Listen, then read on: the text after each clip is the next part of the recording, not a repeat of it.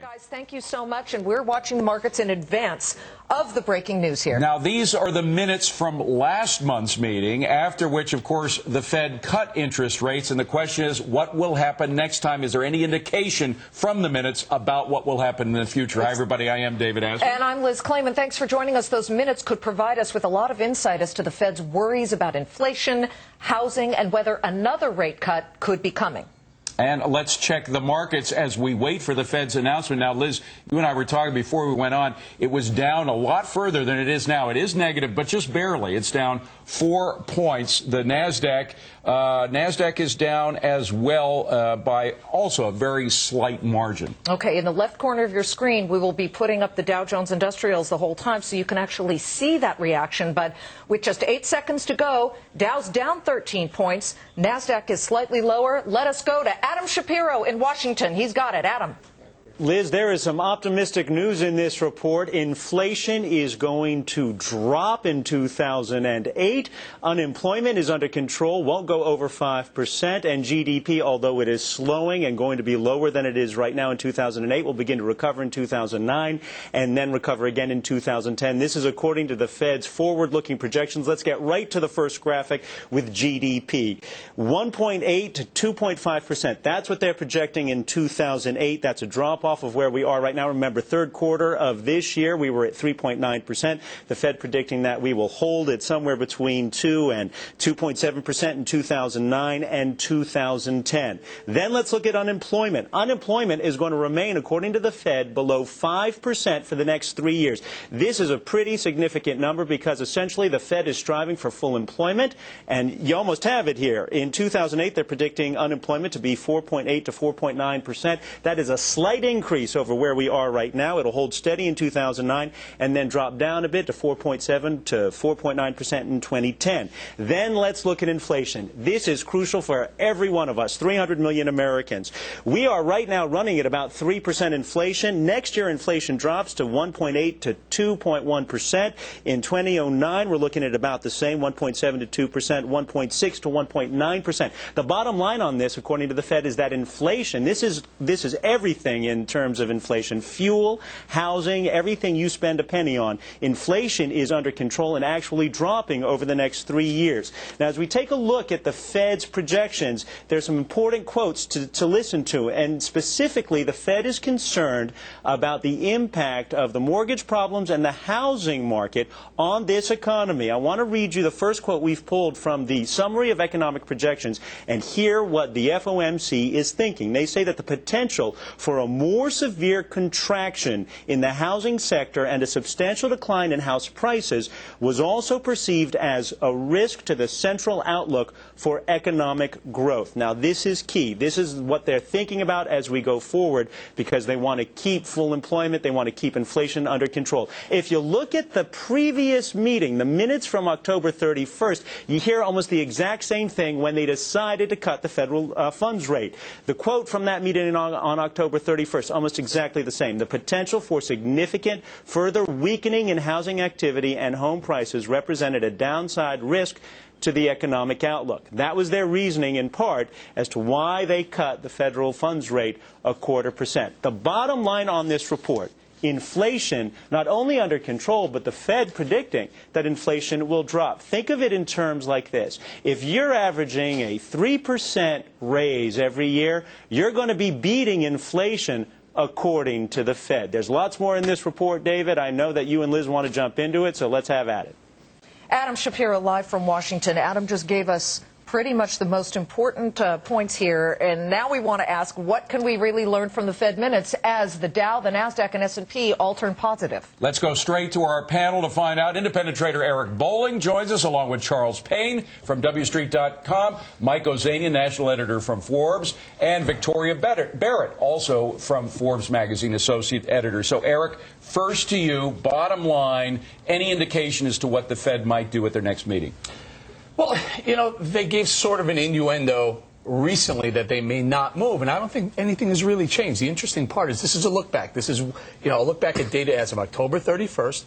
Nothing has really changed. I don't see anything that's jumping out that says the world has changed dramatically, that they may go ahead and move. I think the Fed funds have priced in now an 80% chance of a move.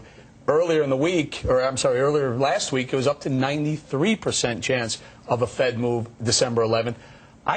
This kind of tells me they may hold for at least this one, which is, by the way, I think is bad news for the market. We also have Peter Schiff of Euro Pacific Capital and the author of Crash Proof. Peter, from what you've heard that Adam just announced from the Fed minutes, what do you think the Fed is going to do next? Not what you think they should do first, what you think they're going to do.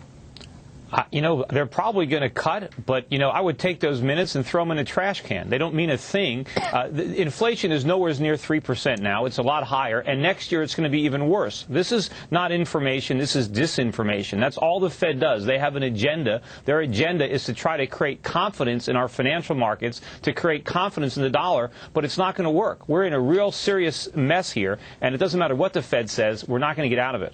Well, the one thing, Charles, that we should point out on page 12 is Adam. Is Adam still with us?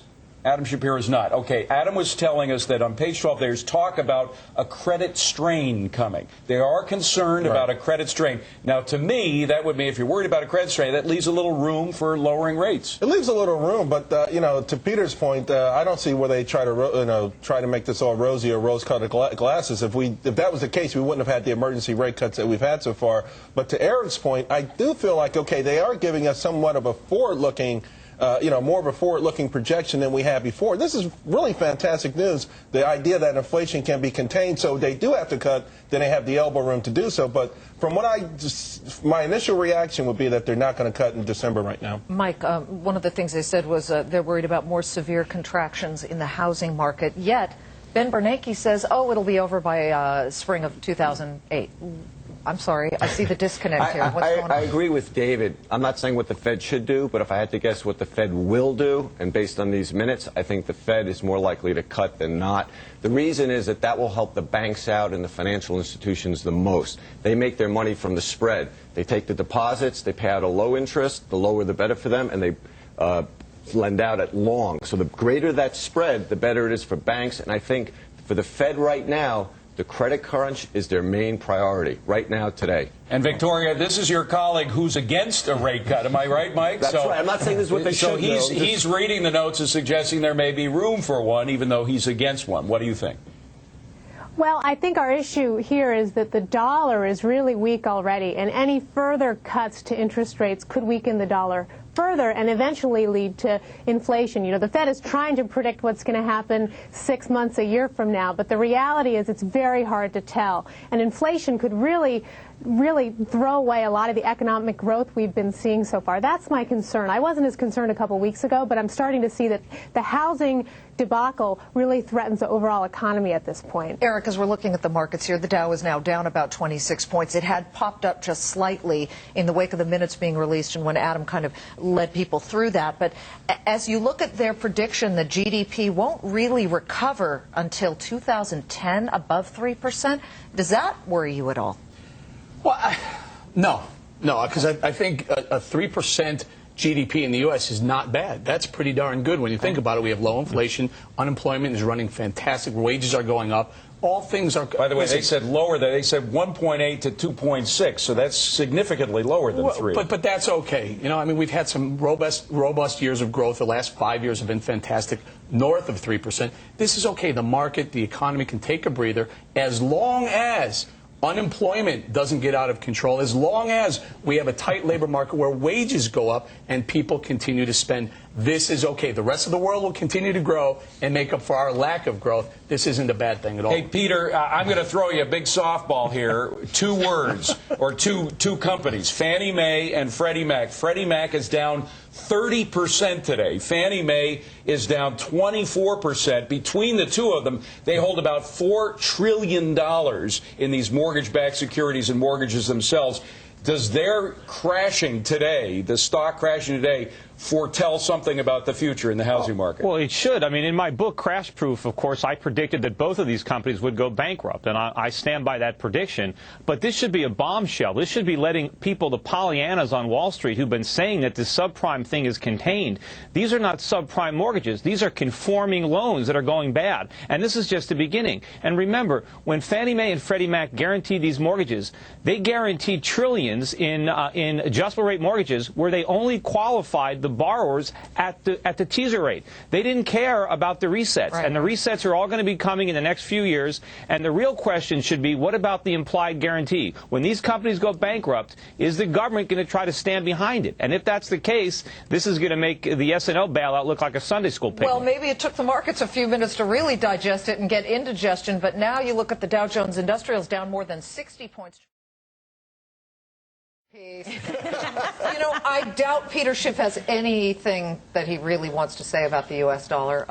Actually, no. Peter always wants to comment about the dollar. Let me just tell our viewers that today the dollar is pretty much steady versus the euro, even in light of the Fed minutes. Right now, the dollar's at $1.4789 against the euro, Peter. I hate to tell you, I hate to disagree, but it's not steady. It's plunging to a record low, not only against the euro, but against the Swiss franc. This is the first record high for the Swiss franc in some time, and that's a real flight to quality currency. But you know what this means? If OPEC starts pricing oil and other currencies, this is really an end to America's free lunch. You know, Eric said earlier that it wasn't the weak dollar that was pushing up oil prices. He's wrong on that. It is the weak dollar, but it's also the weak euro. Even though the euro's at a record high against the dollar. Strong euro, right? No, it's the euro is losing ground against gold. See, the problem is we are exporting our inflation all over the world because we're printing so much money.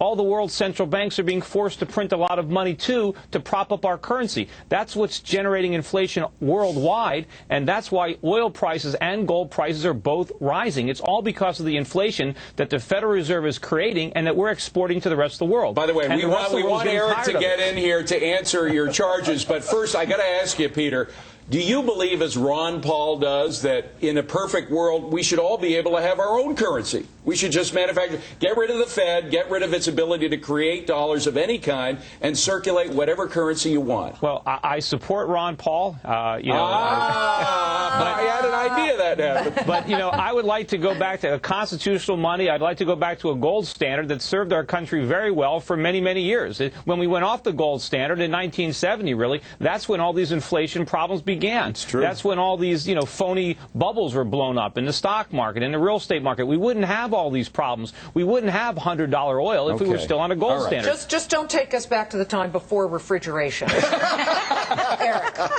Remember, the refrigerators were developed under a gold standard. A lot of good things were invented with the gold standard. All right. Two real quick observations. Number one, OPEC's not moving away from the dollar. That was two wackos. You had Ahmadinejad and Chavez recommending, and the rest of OPEC was smart and said, no, we're not going to do that. We're holding too many dollars. If we move away from that, you're going to hit the dollar even further. So I don't think that's going to be the case. Peter, you have charts, right? Take a look at the chart of a dollar since 2002. It's straight down 25, 30% since then. Take a look at the Dow chart since then. Straight up 70, 80% since then. Take a look at the price of these. This is not a weakening dollar is not a problem yes, it is. for the U.S. economy. A slow kind of a drift down is fine. It enables you to go and export. What do you think the Dow is priced in? Bananas? It's priced in dollars. If the dollar's going down, I don't care what that chart says. People who own Dow stocks are losing money. You know, the Dow is not going up as fast as the dollar is going down. Hold on, Pat, go ahead. We are in a global economy. We are not just in a U.S. economy. If the dollar continues to fall, it makes our exports that much more attractive to the rest of the world. Europe is having a big problem because they can't export because the euro is strong. So the dollar is a mixed signal here. It has good side and a bad side. It's not a mixed signal. It's all bad. It's all bad. It means Americans are getting Peter, there are others here. Go ahead, Mike. I've never seen a country in the history of the world that's managed to continue prosperity while its currency has continued to fall. The problem, Pat, with a falling dollar is now a lot of our companies, particularly tech, that do their manufacturing overseas, now they're starting to have to pay more for those products to be made. So there is a downside to that. And I think, one of the telltale signs today was Office Depot reported bad earnings. And I think we're starting to see some of the trickle-down economic effect hitting small businesses, which are the linchpin of our economy. But you're throwing that on the dollar. It's not the dollar. We are in the 5th year of an economic recovery. Economies slow. They just do, whether the dollar is falling or whether the dollar is rising, economy slow. Eric, you want to get in here, quickly, but 5 seconds. Mike's comment. Global growth outside the U.S. is exploding, and that's where the U.S. companies are selling those. Well, as you get set to head to the airport this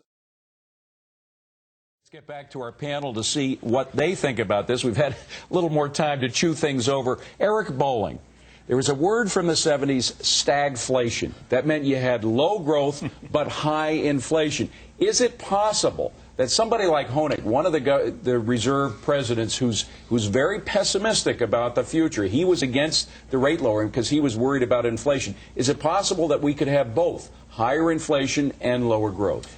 Well, I think the Fed has pointed out that inflation is under control. Let's say inflation does start to increase. You probably have Peter laughing at this, but let's say inflation is increasing. One of the caveats in stagflation, everyone talks about it when things like this come up, you have to have declining employment. It's in an environment where people aren't working, they're not making more money, and they're not spending. That's stagflation. This is not the case. We have a tight labor market, and that really is the caveat here that's going to keep us out of what I think it's going to keep us out of a recession, is that tight labor market. Charles, do you like employment where it is right now, unemployment rate? And the Fed says it might uptick just 0.1%. Absolutely, and I thought that probably was the best thing of the whole thing. You know, the fact that they can see out for the next couple of years as staying under 5%. I agree with Eric. I mean, at the end of the day, employment is the key. You know, even for the recovery of the housing market and for everything else, consumer spending. Yeah, even when people's houses go down, if they have a job and their real wages are improving a little bit, they're still going to shop somewhat. The consumer's not going to fall off a cliff, not just yet, I don't think. But, Pat, it's sort of a good cop, bad cop here. I got to point out some of the negatives. I mean, if, in fact, we have an economic slowdown and if we're not able to sell as much overseas as we used to be able to, you're going to have more unemployment, right? Well, you are going to have more unemployment, but I think this is just something to be expected at this stage of the economic recovery. And when you consider the Fed lowering rates, they're not looking at the impact it's going to have in November and December. They're looking out into next year. And I actually was a little pessimistic when I saw they've lowered the rates and they're still only expecting that the growth is going to be under 2% for the upcoming year. That's a very, very modest growth rate, and it is a little risky for them. Peter, what do you think about the growth rate that they're projecting? Well, it's all nonsense. I mean, first of all, we're already in a recession. Doesn't matter what the numbers say. It's going to get worse. And inflation is already probably as bad as anything we had in the 1970s right now. And it's going to get worse. You hit the nail on the head, Peter, stagflation. Recession is a contracting of gross domestic product. We are contracting. But it's 2 quarters in a row. No, because the government is underestimating inflation. They're also padding the GDP. You know, if we calculated inflation in the 1970s using the same CPI today, the government would have reported 2% and 3% inflation throughout the entire decade of the 70s. How high will unemployment go, Peter? Well, I mean, the way the government measure it now, when people are not looking for work, they're not counted as unemployed. I mean, so I don't know how many people are already unemployed that are not being picked up. Peter, I love you, brother. I have a question for you. Do you pay your taxes? Yes. Do you pay more than you're supposed to? Probably not. Americans don't pay more than they're supposed to. Tax receipts are increasing year after year, quarter after quarter, not because people are paying in advance. They're paying because they're making. Growth is here. Don't deny it. We're not in recession. Don't listen to Peter. We are not in a recession right now. By the way, there is a very specific definition for recession. It's a definition that's defined not only by 2 quarters, but a lot of other indices.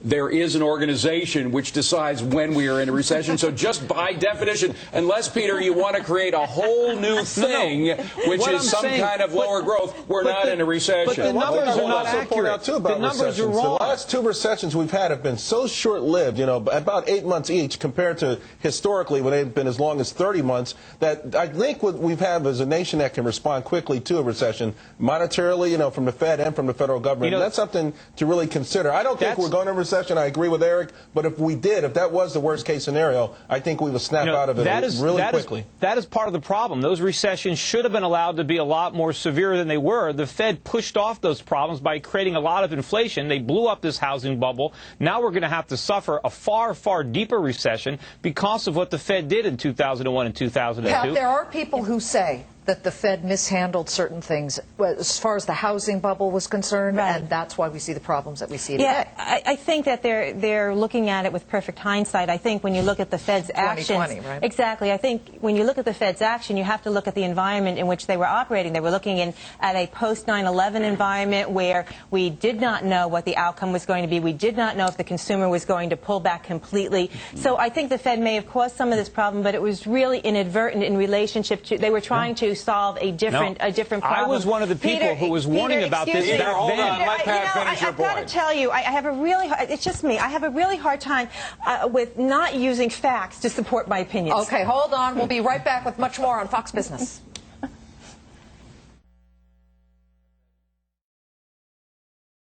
One thing that's been weighing on this market tremendously is a huge drop in Fannie Mae and Freddie Mac, those mortgage security firms that the government actually started up. The government still has a stake in it. They've been down about 25%, each one of them. And then you pair that with Countrywide Financial, which is down close to 11%. All kinds of issues there that still are getting shaken out. And it just makes for a big troubled housing market.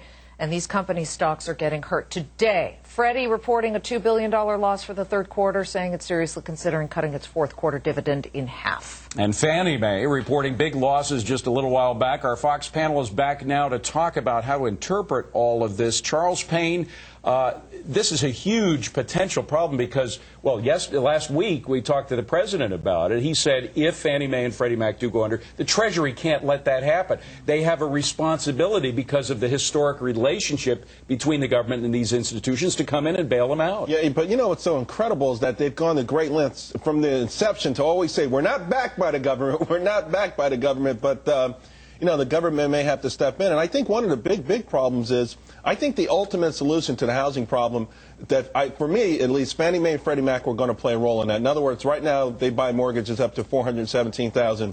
I was hoping that at some point they would raise that to as much as $1 million because we are seeing pressure on the higher end. It's no longer just a subprime issue. If they don't have any money to do that, then you know that could be a serious problem. And obviously we can see there's been a lot of great news out today. For this to overshadow all the great earnings that we saw last night and this morning tells you something. And the markets tell you something, too. Dow Jones Industrial's up about 12 points, so they have now climbed back. It's been more than a, 225-point swing, considerably more than that today. So it's been, Eric, quite a day for the markets. And when they see Fannie and Freddie, maybe it affects them at 11 in the morning, but when Asman and Clayman come on, they figured it out by then, right? Look, I think the best way to go at this is for the Fed to continue to lower interest rates. If they continue to lower the rates, things are going to solve themselves. Look, back in the old days, you borrowed money, you were subprime, you couldn't pay it off, but your house increased in value, you refinanced, you paid it off, and you moved on. You can't do that right now because the real estate market is flat to down. Look, you continue to lower the rates, you're going to solve the underlying problem. Fannie and Freddie will be okay. They won't need a U.S. bailout. Well, Peter, try to keep it on Fannie and Freddie, please. Don't go off into the dollar or the other stuff. But talk about the fact that Fannie, let's just take one of them. It has a capital base of $40 billion, supporting $2.8 trillion book of business, including the $2 trillion in mortgage-backed securities. They're not all subprime, a small percentage are subprime, but they've got this $2.8 trillion book of real estate products. How does it survive? It can't. I mean, the only way it can survive is if it can get a cash infusion. It's going to have to find someone dumb enough to buy a bunch of equity and infuse cash into the company. But even that might not save it. I mean, this is a huge problem. The losses are going to be horrendous. And, you know, the dollar does factor into it because a lot of the buyers of these mortgages are foreign. They're Europeans, they're Asians, and of course they're looking at the value of these mortgages also through the prism of their own currencies. And as they keep cutting interest rates and weakening the dollar, they further diminish demand for our mortgage products around the world. So credit is going to keep drying up. It's going to be harder and harder for anybody in this country to get a mortgage to buy a house, which means home prices are going to plunge. We're just starting. You know, one thing that is interesting, though, delinquencies for these guys is only 0.51% from 0. It's not that people aren't paying. What hurts Freddie Mac was the fact that its assets declined so dramatically. But people are actually paying their mortgages. That is not the big issue for Freddie Mac. Right? Okay. That's now. Wait till next year. We're going to hold it there for a second because as we are watching the markets once. Charles, I mean, does Detroit really need to get more European or Japanese in their thinking to get back into the game? You know, it's interesting because they are going to they have a big PR game ahead of them because, you know what, they can catch up in terms of quality, but the general perception will be that European cars are better and Japanese cars are better. So that just tells you they got to go the extra mile when it comes to public relations. But Pat Powell, let's stick up for Americanism. We like big cars. We like cars that hold the road, etc. This is a pretty car. they're not gone forever, No, are and they? it's a pretty car, and it does come in other colors. You know, you don't have to just take the one color. But Cadillac, besides this particular car, Cadillac represents that American big size. Does that have a future at all, or are we stuck with the small cars forever? Well, I don't know whether we're going to go back to Cadillacs or not. I kind of think of Cadillac as my father's car, not necessarily as my car. And I think that that's a perception that Detroit has to overcome. But I think becoming Car of the Year on Motor Trends magazine is a big deal. They have 1.1 million car aficionados. My husband is one of them. He is going to be salivating over this car when we go home. What do you drive? What do I drive? I drive an Acura. Okay, and what does your husband drive currently? A Mercedes. Okay, see, well, there. And why is General Motors down? Again, it's down another, 2%, I believe. It doesn't matter. There's great news about Cadillac, and GM's down again. It's troublesome. It's a They capital-intensive. brought back 0% financing. I don't know if that has anything to do with it today either. Just maybe a sign of desperation. Labor costs. It's a capital-intensive industry. It's very difficult to turn a buck in this industry, and that's why. Is Peter Schiff still with us? No, I don't think so. I'd love to know what kind of car he drives. We'll get an answer to that. I Bring it know. back. Whatever it is, I know. Eric, okay, what does he drive? He drives a convertible BMW, and he also has a Saab. I know that because my kid plays with him. Oh, Peter, you're there. I just outed you. Yeah, I'm here. You don't drive American, Peter. Well, I can't help it. I mean, if they make a car that actually, wait a minute. My ex-wife has a Cadillac. Oh. So when we were married, we bought that car. So. Is that why she's your ex-wife? Well, she liked the Escalade. I don't know. She wanted it. We bought it. Gas guzzler. Well, Eric, I mean, you look at, say, for example, the Escalade. They're coming out with a hybrid version of it, supposedly. Are they getting smart? No, I'm sorry, but these hybrids don't pay off. I mean, you do the math on this. Unless you drive 25,000 miles a year, you can't even pay for a hybrid over the next 10 years. And frankly, the GM cars don't last 10 years. Sorry, if you own a lot of oil stocks, you can afford it. I put extra money in oil the day we bought that Escalade. And oil was still about $30 a gallon, or $40, I think. So. I have a Chrysler 300, which is a cute car but a terrible engine. And I have a Navigator that I drive on the weekends with the family. Oh, that's a guzzler. It is. But you know what? I love the safety. When I'm in there with my kids, I've had people hit me in that thing without a scratch, and their car was like an accordion. So I feel like I pay more for gas, but I feel great that my kids are safe. Can't you just see Charles going, Oh, by the way, I don't use the rear view mirror either, because when I'm in that thing, I'm the king of the road. All righty, gang. All right, so I guess the consensus is But stay away from the stocks. General Motors at a 52-week low today. Yeah. Is that a pickup opportunity, Peter? Huh? Is that a buy on the dip? No, stay away. Stay away. Ford, too. It's nice to see Peter smiling, isn't it? I try to smile. All right. Well, are you tired? Here we go. Markets are up about 61 points with just about 8 minutes left in the trading day. Yeah, it's turned positive, folks. And as I said before, the NASDAQ is also positive as we look at the Dow Jones above 13,000. Remember, 13,000 was that floor through which the market had crashed. Some people thought it would go down to 12,000. But bucking the trends, bucking the experts, you got to love it when the experts are wrong. They may not be wrong forever, but they were certainly wrong today when they said it would end negative, because we just have 7 minutes left, and it looks like it's going to be positive. This is an even niftier trick with the Dow being up 60 points when you hear that crude oil ended the session at a record, and it is trading even higher right now in the after-hours market. Right now it's at about $98.45, and it ended at $98.03, I believe, $98.03. So even so, the market seems to be brushing that off. So let's go to our panel right now to talk about this, David. We start with the man who knows oil better than anybody I know, anyway, which is Eric Bowling. Eric, you see the future just continuing to go up and up and up for oil. I have to ask, I just got to do it. Is this because you're betting on it to do that? No, not at all. In fact, I have very few. I have a few integrated oil companies, which, by the way, I do not recommend you own integrated oils. I think there are better ways to play. Define integrated oils. Integrated oil is a company the big oil companies that bring oil out of BP, Shell, Exxon, Mobil, Chevron. They bring oil out of the ground, they refine it, and then they sell it to you. They have that whole integration of the business. I don't think you should do it. I think oil prices are too much of a factor in integrated oil. I have a small piece of the portfolio in that. I do think oil prices are going to continue substantially higher. We're at $98. We're going to see $100 tomorrow giving one slight amount of bullishness in that inventory number, bullishness to the oil price, you're going to blow right through $100. You may see $150 given any sort of geopolitical unrest. Tracy Burns on the floor. Mama, talk to us about the action here. I'm telling you, Liz, this market is about as predictable as my 3-year-old. When we started this day off this morning, we had bad news. You know, you get the Fed minutes, you had the financials in the toilet. We got a rumor about Countrywide shutting its doors, which, you know, that could still prove itself. Then we have Service coming out saying the Chrysler deal is not going to happen. Everyone thought we were going to end under 200. And here we are. We're up.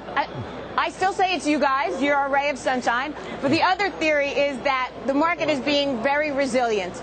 And as much as this is all news today, it's not new news. So once it's digested, the market kind of settled back to where we started. And to Eric's point, it actually is surprising to so many people. You know, we have oil up so high, yet why isn't the market reacting similarly? Again, I come back to my 3-year-old. Don't know why she flips out sometimes. That is exactly where this market is, you guys. Back to you. Perfect, Charles. Well, you know, over the weekend, OPEC met, and King Abdullah of Saudi Arabia more or less said he was doing us a favor by having oil at $100. He suggested that $100 was really low. So to me, the fix was in coming into the week. And I agree with Eric. I've been pounding the table. I tell folks out there all the time, you can get angry when you go to the pumps and kick the pump if you want. But you know what? You might as well have some exposure to oil. I mean, I've been talking about the drillers and the servicer, which I think are great places to be. But I don't know, 150. Ultimately, it could even go higher than that. But the fact of the matter is, what I do like is the fact that stocks can go up with oil. For a long time, I've said that at some point, maybe it's a headwind. But right now, I think it's actually a reflection of our economy and the global economy more so than a headwind, and that's why we've seen oil and the stock market have broken out over the last 4 years together. Tracy says she doesn't know why. Actually, it reminds me of that song Stormy Weather. Don't know why. There's a cloud up in the sky. But you know why there's stormy weather, right? Well, sure. You know, the Dow is up a little bit today in dollars, but in everything else, it's down. You know, Liz, you might not like gold cars, but you got to like the metal. It's up over $20 today. Look at the gold stocks. Look at Newmont. I mean, look at Barrick Gold, up over 8%. $803 for gold and 60 Barrick cents. is up over 8% today. You know, Freddie Mac dropped the bombshell on this market today. I don't know why it didn't blow. I don't think it's a dud. Maybe there's a long fuse, but I think there's a huge decline coming. Like I said last week on this show, there is tremendous risk in this market. There's a lot of downside to come. There's a lot of complacency out there. There's bad news coming. There's bad news today. The market is ignoring it. But if you look at what's happening in the foreign exchange markets, if you look at what's happening in gold, and, you know, there's a lot of these bonds guaranteed by Freddie Mac and Fannie Mae all over the world. They're not going to be too excited when they wake up tomorrow. We got to go, but 5 seconds. What do you say? What's going to happen? You know, I think the stocks that are being penalized are the ones that deserve to be penalized. Financials, Countrywide. I think it's a market of stocks, not a stock market. Long-term investing. Thanks, Pat. Thanks to our panel. And the closing bell is just minutes away. Stay with us.